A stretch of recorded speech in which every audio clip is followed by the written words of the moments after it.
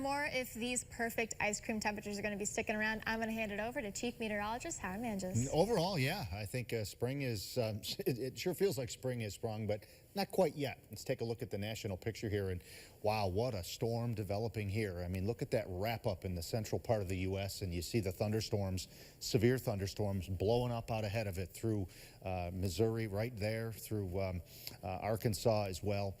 This storm is going to, the center of it will miss us, but not the fronts associated with it. There's a look right now, some severe weather into western Arkansas, or western Missouri, excuse me. And again, this storm is going to be producing quite a bit. There's a look at, it's all severe thunderstorm warnings. This is a 4 out of 5 severe risk from southern Iowa all the way down into central and southern portions of Mississippi. Just a significant severe threat, severe outbreak, perhaps tomorrow even a tornado outbreak is possible. Don't like to use that word because it's very difficult, but it is possible. This is an extremely dynamic storm. Thankfully, it will lose some of its punch as it moves into our area, but we have to be on our toes as well. There's some of the high, thin clouds coming in right now. A beautiful evening. Temperatures well into the 60s in many locations. Elmira, 70.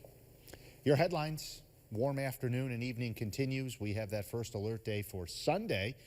We're also watching that severe storm risk of our own for Sunday.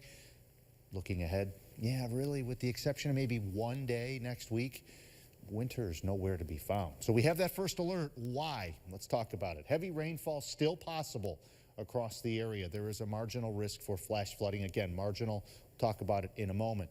Severe weather chance is low for us, but not zero.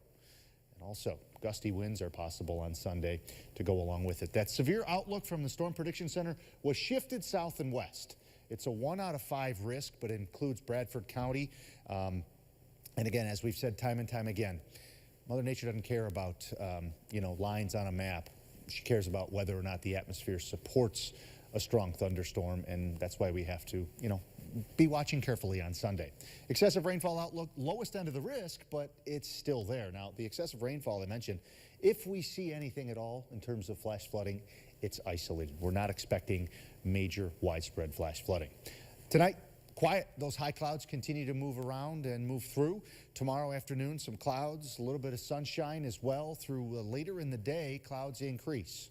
Perhaps a passing shower early Sunday, even into Sunday afternoon. But here comes the front by 4 or 5 o'clock coming through the Finger Lakes.